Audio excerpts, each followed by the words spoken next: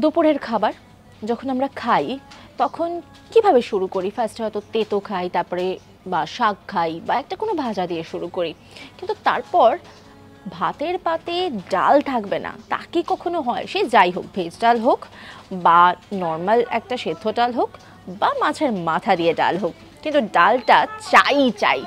ডাল না হলে কিন্তু অনেকেরই মুখটা কেমন গোমড়া হয়ে যায়, ঠিক বাংলার পাঁচের মতো মনে হয়।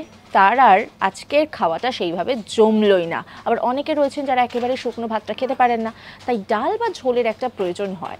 কিন্তু এই ডাল ভাত, এই কম্বিনেশনটা এসছে কোথা থেকে, মানে কোন দেশ থেকে সেটা জানেন? এটা কিন্তু এখানকার নয়, মানে ভারতের নয়, নেপালের। নেপাল থেকে এসছে এই ভাত ডালের কম্বিনেশনটা। কি এই তথ্যটা কি আপনাদের জানা ছিল? এরকম কিন্তু নানা অজানা তথ্য রয়েছে আপনাদের জন্য।